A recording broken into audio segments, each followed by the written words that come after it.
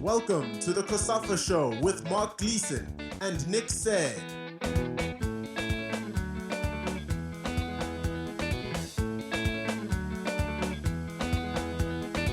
Dr. Patrice Motsepe was re-elected unopposed for a second term as president of the Confederation of African Football in Cairo last week. He outlined his vision for the next 4 years to journalists and promised to accelerate the growth and development of the African game. Here is part 2 of his question and answer session. Merci, je vais le faire en français. Thank you. Je suis François Binet du Gabon. François Binet from Gabon. I would like to commend you on your re-election. Your peers really have thrown their support behind you. A few years back, CAF really had a number of candidacies at the helm because of the division that was deep-rooted. I would like to raise a question on women football.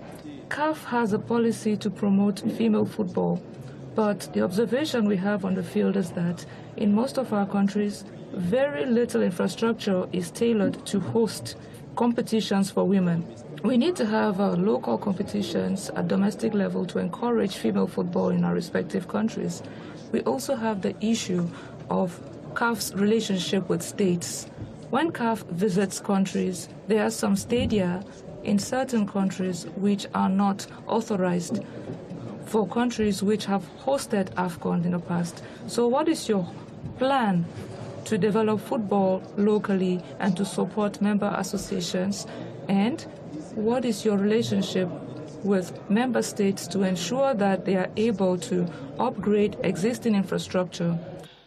I'm very proud of the question you're asking, and I'm very grateful for the work. You know, journalists do such crucial work, and you know the issues you raise, including the failures and on our side, and the criticisms that you may have about our shortcomings. I mean, those issues are important. We have to listen and get exposed to that. When I was in Gabon, it was essentially to make sure that Pierre Alain, who was in jail, got out of jail. And the issue was, if there was anything that he did that was wrong, take him to court. You know, let the court decide. We respect the sovereignty of nations, and we respect what we call due process, legality. But the sort of questions that you are asking are the ones that don't only make us focus and identify those areas where we can and should do better, but also in our engagements with the governments. And I must say, the impression I got talking to the Minister of Sports at the time and the head of state at that time was, Gabon is a football nation, a proud football nation. And one of the best investments is to invest in football. So I spoke about 3 categories in the Ordinary General Assembly. There are countries like Egypt, Morocco, Algeria, South Africa, and various others that have got world-class stadiums. And we want them to keep succeeding. Tunisia, Senegal, many African countries. I was in Rwanda recently for a new stadium. And I was in Kenya, in Uganda, in Tanzania. New stadiums are being built because governments are beginning to recognize that football is an important part of the development and growth of a country. And the example I didn't make in the Ordinary General Assemblies, when we grew up and you heard that your niece is dating a football player, the parents would say, you know, there's no future, there's no money, they are not educated, those football players don't even like school. Nowadays, some of the best football players go to university, are educated, and are paid well.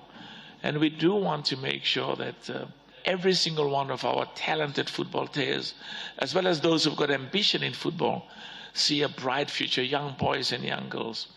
I mean, when I saw what Panda was earning in America, amazing, beautiful.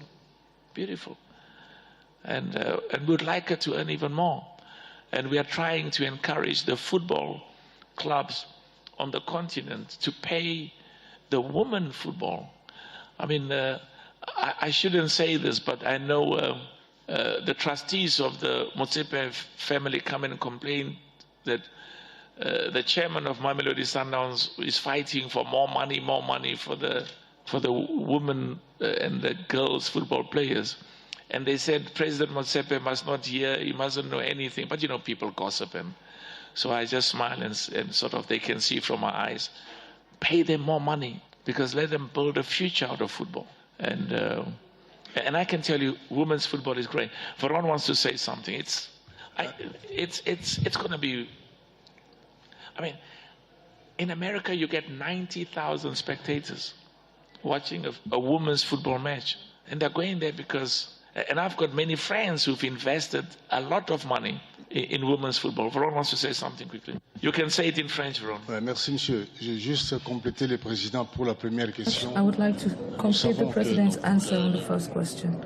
You know, the female leagues in our member associations are quite weak. When President Motsepe came to the head of this institution, he decided to make the development of female football a priority action. We have done a lot of work. I do not know if Tanzanian journalists are present here. We launched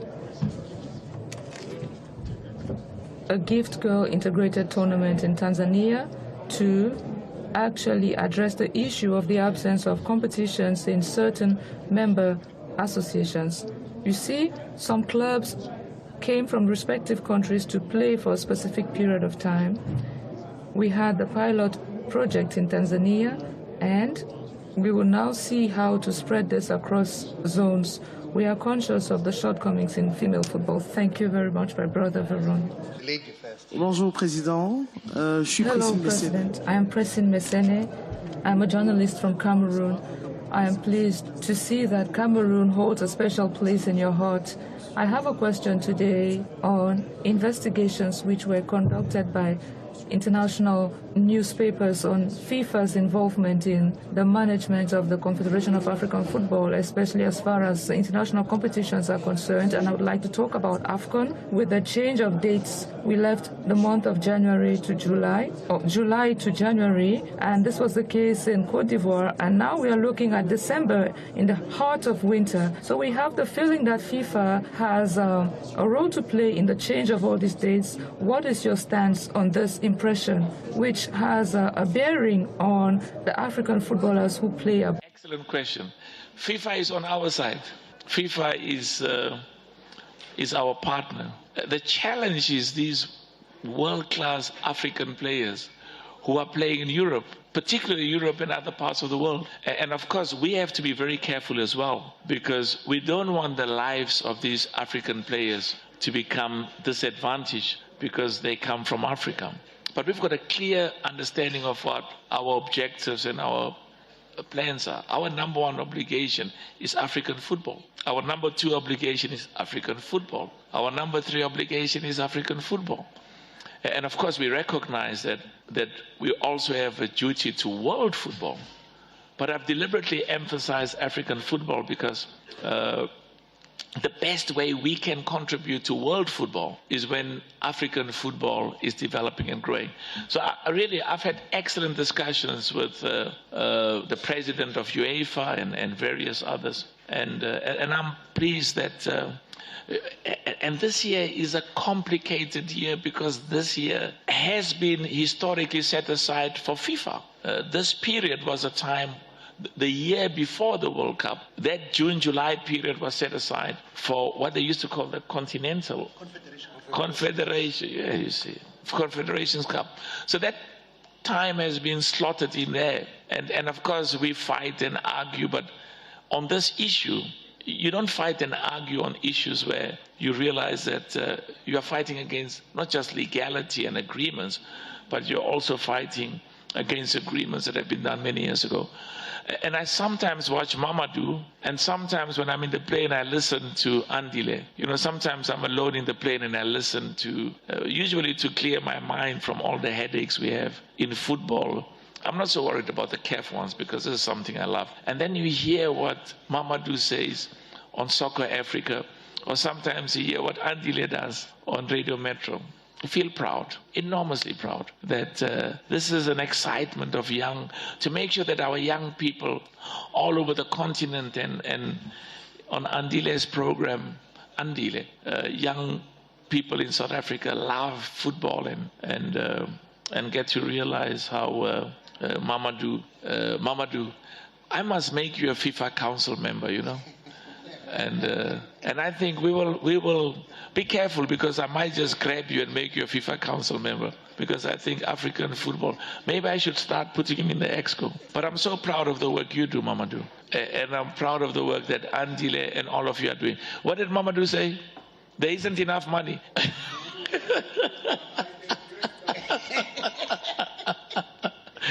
Mamadou, I must say, I like your sense of humor. You make football, you make it so exciting, so humorous. I will not think about it. I've got one left, you're right. And the best thing I can do for Africa is to bring you in. Thank you so much. The gentleman.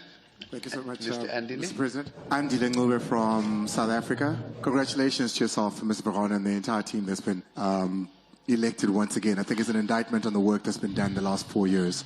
There's still work to be done, though, President, I feel. When you take a look at the tournament that we had in Cote d'Ivoire, such a brilliant spectacle.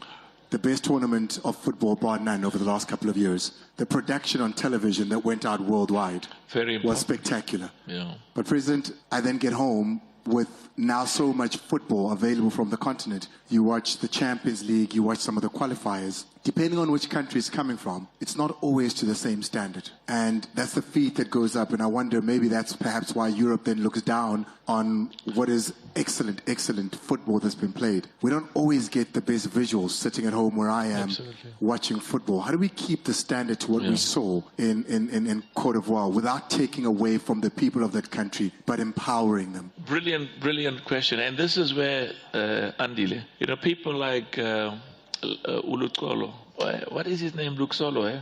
Yeah. Luxolo. This is where Ulutkolo and various others, you know, you will be proud of the work he's doing and the people in CAF, because they raised, I mean, Samson from beautiful Nigeria, and I've already spoken about Mamadou, but we're all Africans, you know, and they raised this issue about the quality of the broadcasting and the quality of the viewership and the viewing. And a lot of good work has been done, but there's still a lot more that can be done. But also sometimes it's just, you know, the infrastructure, these stadiums, the telecommunications infrastructure is not the same. And that's why you need governments. If you go to Morocco, Egypt, or some of those countries, it's world class. And what I saw in Kenya, Tanzania, I mean, Cameroon, I was so proud of what I saw in Cameroon. So, you know, these sort of observations that you make draws Ulutkolo's attention and others and Veron to make sure that there's a consistent improvement. The world doesn't care, you know, whether the GDP or a country has got economic or financial challenge. They just want world-class broadcasting quality, and we are committed to that. We've made good progress, but you're right, there's a lot more that can be done, and there's a lot that should be done. I don't want to mention the names of some of these broadcasting companies, but there's some who are really, I mean, Mamadou and them really do excellent. Canal Plus, excellent, and various others. And sometimes the challenge is when the state is broadcasting and they cut costs, and you know. But we are clear: if you want our competition, you've got to be world class. Otherwise, you won't get our competition. But a brilliant question. Thank you, President. I must take the last question. We've been here for some time. Last two. Last two. Okay, I'll go. I think this gentleman has been raising his hand for quite some time. Last three. Three, President. Yeah. And then we can go. Okay, we'll go here to the middle and at the back there to Velile, and then we are done. Thank you. Goma Victor Hines, Fufa TV, Uganda. Congratulations, President, upon being re-elected. Now, this morning, as I was talking on TV, one of my co-hosts was quite excited about yesterday's signing of the Memorandum of Understanding between CAF and the SCA, because it means that there is hope for African football clubs. Now, your slogan, of course, is make African football, the best in the world. Some of the clubs in Uganda would, of course, like to be amongst the best football clubs in Africa, of course, globally. We see what you do with Mamelodi Sundowns. And, of course, Mamelodi Sundowns will be in the FIFA Club World Cup coming up next. So in the next 4 years, from CAF's part, how are we going to see the steps taken to see African football clubs become some of the best football clubs globally? Brilliant question. And the deputy chairperson of the African Club Association, Jessica Mutaung, does excellent work. Excellent work. I always admired and loved her parents, since I was a little boy. Very special family. And of course, her contributions to the ACA makes all of us proud. It helps that she comes from one of the most outstanding in South Africa, the #1 football family. They own this football club, Kaizer Chiefs. So what I was emphasizing is we really want club football to grow and succeed enormously. And sometimes things don't happen as fast as I would like them to. But as I said, when club presidents and chairmen says, thank you so much for the 50,000. And, your country has got exceptional talent. Uganda has got exceptional talent. So we are engaging, and part of my focus is to increase the 50,000 and to make sure that the people in Uganda. I was in Uganda a few months ago. Love Uganda. Beautiful. And we need to get more young boys and girls to play football. Tanzania won the women's schools championship. They got $400,000. They got $400,000, $100,000 for being champions of their zone, and $300,000 for being the best on the continent, under 16. So the ACA is doing excellent work, and we are there because we formed it. I couldn't understand how you could have a CAF and you don't have a federation or an association of clubs and get the leader of that association of football clubs on the continent in the meetings at the highest level of African football. So they are there and make competition and make input. And the other thing that we've changed as well is I could still not understand why in EXCO, the highest decision-making body in CAF, you don't have the presidents of the zones there. So they are there as well. And the issue always in the past was the federations will talk for football. Excellent. But bring the clubs in as well to also give us their input. Thank you very much. I'll be coming back to Uganda and during the CHAN. And excellent progress has been made with the stadiums. Yes. Second last question, and then Velila, you'll have the last one. Merci beaucoup. C'est Bakary Cissé du I'm Sénégal. called Bakary Cissé from Senegal. Congratulations, President.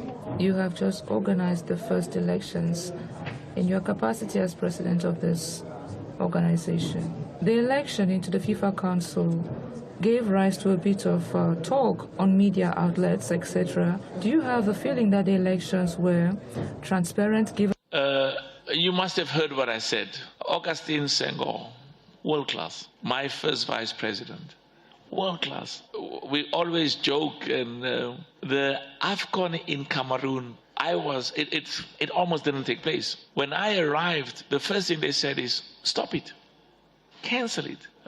They are not ready, the stadiums are a disaster, all sorts of things. I said, no, but we're all Cameroonians. We're all Africans. I mean, what sort of people are we to condemn our own people or not even to try and help them? So, and I was very clear because I was getting advice from sponsors from in fact, outside Africa as well, that you've got to stop this thing. It's going to be a disaster. And it was a huge success. And why I was telling you about Senghor is because Fatma, who was the Secretary General of FIFA, she was sitting behind me in the finals, and they kept saying to me, Senegal has never won. Senegal has never won. Senegal has never won. And Senegal won. They were champions of Africa and Cameroon. And we always laugh because if I had not insisted, absolutely insisted, no apology, no excuse, we're going to make Cameroon a success. We always joke and say, Maybe they would have had to wait for Côte d'Ivoire for them to become champions. But of course, Côte d'Ivoire was the national team of Côte d'Ivoire was exceptional.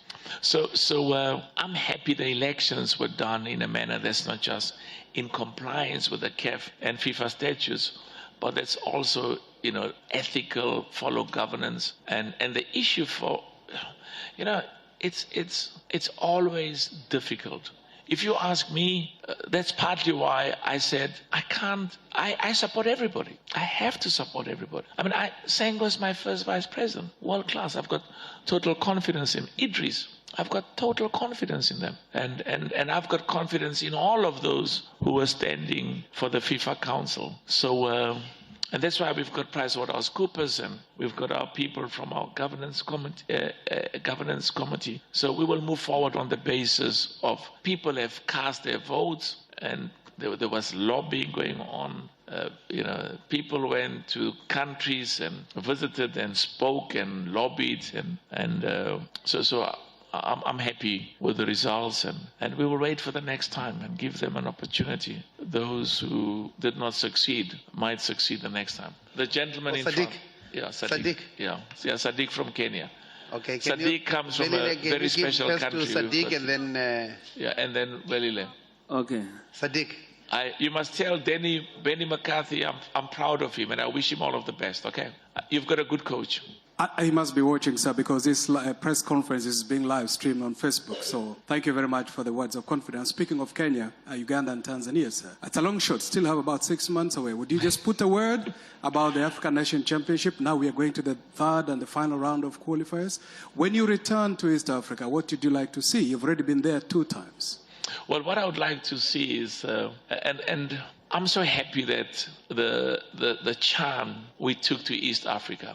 I mean, West Africa, we have a sentimental, for me, whenever I'm in visiting an African country, it's such an incredible experience and in some regards, even an emotional experience. So I'm happy with the progress that's been made in Kenya. I'm happy with the progress, enormous progress that's been made in Tanzania. And because money has been spent there, huge money. And I must also emphasize, that's why I'm so excited about Benny McCarthy, because we want the Kenyan national team. It's got talented players.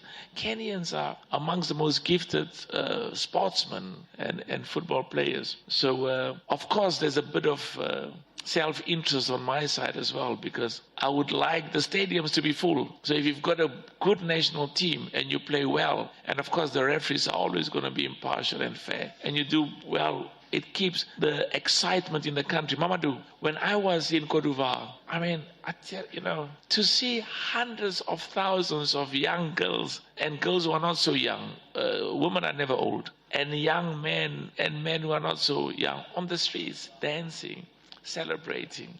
You forget that you are the president of CAF. You want to get out and dance with them. And then you remember, next week, they have to play Nigeria. And they'll remember the president was dancing with the Cameroonians. So, of course, then maybe I will dance with the Nigerians. But the issue is, if we can replicate in Kenya, Sadiq, and in Uganda, and in Tanzania, what we did in Côte d'Ivoire, African football will be moving in the right direction and making enormous success. I'm told you are the last one. Lile, you've got the last one. Yeah. Thank you. President Velile from South Africa here. Last year, at the beginning of the year, you spoke about possibly reviewing CAF competitions, especially club football. I think the talk around the time was around the CAF Confed, and also it was also when there was also the African Football League. So what are the plans going forward? Maybe taking just from part of your discussions with ACA, and do we still have African Football League? Brilliant question. Absolutely. We still have African football, but we've got the World Cup here this year. And it's a very good point you raised, Welile, because there's a need to review all our competitions, make them financially more sustainable, make the clubs that participate in those competitions, the competitions must not be a financial drag. In fact, the opposite. I'd like them to make money out of them. And you must also be careful that the players don't play in too many competitions, because they get tired. And then the referees as well get tired. And of course, you've got to change the referees all the time. But that process is ongoing. I'm confident our club competitions will be world class. And you see, Africa is not like Europe. To travel from Uganda to Cameroon, it's a big challenge. To travel from Cote d'Ivoire to Tanzania, it's a big challenge. It's from the DRC to Senegal. Sometimes you've got to go to Europe, and it takes time, and it's very expensive.